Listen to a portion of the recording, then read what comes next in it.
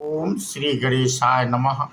मित्रों, आज इस वीडियो के माध्यम से हम बात करेंगे भोजन और भजन में क्या अंतर होता है और मनुष्य को दोनों चीज़ों की आवश्यकता क्यों पड़ती है और इससे क्या फायदे होते हैं। तो नंबर एक, हम भोजन पे बात कर लेते हैं। पहले मित्रों, हमें इसलिए आवश्यकता पड़ती है, इस शरीर को हष्ट पुष्ट रखने के लिए हमें भोजन की आवश्यकता होती है। और भजन हम लोग इसलिए करते हैं कि जो हमारी आत्मा है, भजन करने से वो बलिष्ठ होती है। इसलिए हमें भजन जरूर करना चाहिए। सुबह उठ करके स्नान से निवृत्त हो करके और बैठ करके कम से कम ना ज़्यादा तो मित्रों 5 मिनट या 10 मिनट हमें भजन ईश्वर का अवश्य करना चाहिए। पूजा करनी चाहिए पूरी मन लगा करके, जिससे ये जो हमारी आत्मा होती है अंदर की, तो जिस प्रकार हमने बताया कि भोजन करने से ये शरीर बलिष्ठ होता है, उस प्रकार से हमारी आत्मा बलिष्ठ होती है।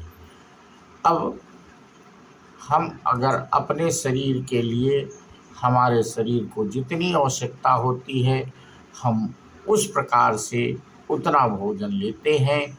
उसी प्रकार से हमें ये पता करना होगा कि हमारी आत्मा के लिए भजन कितना ज़रूरी है, क्यों आवश्यक है और कम से कम कितना भजन करना चाहिए।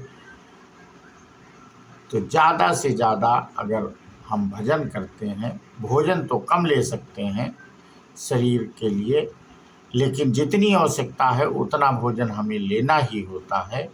लेकिन भजन हम जितना ज़्यादा ही करेंगे उतना ही हमारी आत्मा बलिष्ठ होगी और हमें ईश्वर से उतना ही प्रेरणा मिलती है।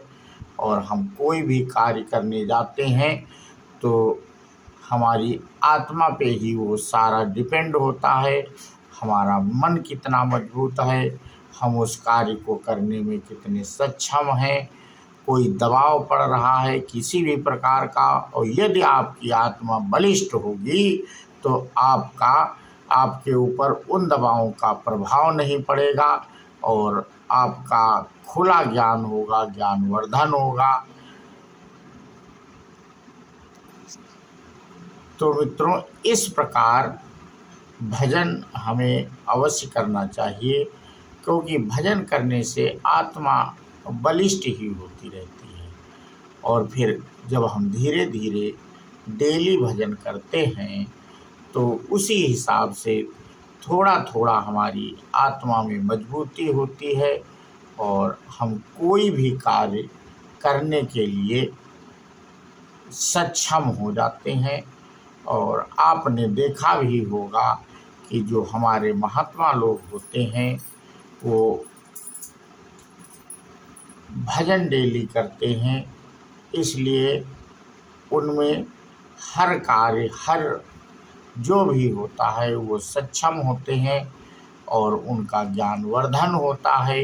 ईश्वर की उन पे अधिक से अधिक कृपा होती है, क्योंकि हम लोग दिन भर कार्य करते हैं, मेहनत करते हैं शारीरिक, लेकिन हो सकता है हम लोगों को उतना सुंदर भोजन और रहने उठने बैठने की उतनी व्यवस्था नहीं हो पाती है।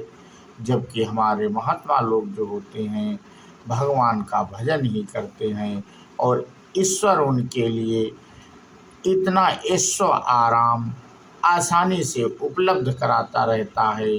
इसका कारण यही होता है कि ईश्वर से जब तक हम जुड़ते रहेंगे, ईश्वर हमारे ऊपर अपनी कृपा बनाए रखते हैं।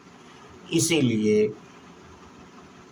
कोई भी महात्मा पे आप लोग विचार करके देखिए कि वो लोग कहीं कोई कार्य करने नहीं जाते हैं, वो सिर्फ भगवान के ही कार्य के लिए आगे बढ़ते हैं।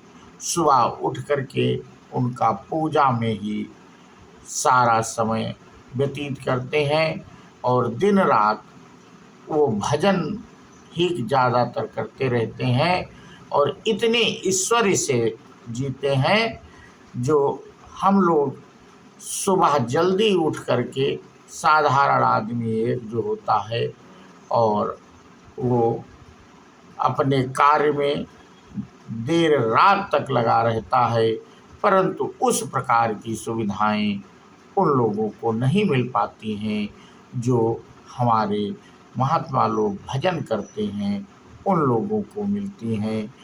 जितना उनको सम्मान मिलता है उस कार्य करने वाले व्यक्ति को उतना सम्मान कहीं नहीं मिलता है।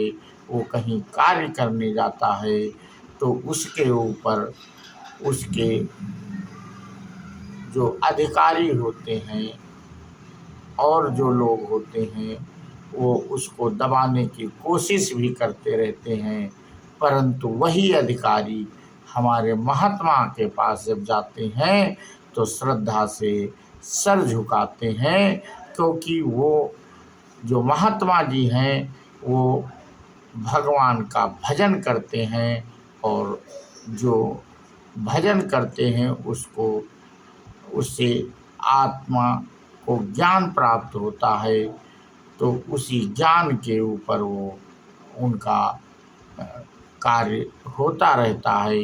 इसलिए आप लोगों से निवेदन भी है कि ईश्वर से जितना ही आप जुड़ते जाएंगे उतना ही ईश्वर का आशीर्वाद आपको प्राप्त होता रहेगा और आपका यश और सम्मान समाज में बढ़ता रहेगा। तो आज का मित्रों हम अपनी चर्चा यहीं पे समाप्त करते हैं और आगे चर्चा हम अपने अगले वीडियो के माध्यम से आप लोगों से साझा करेंगे। बोलो श्यावर रामचंद्र की जय, हनुमान जी की जय। जय हिंद, जय भारत, वंदे मातरम।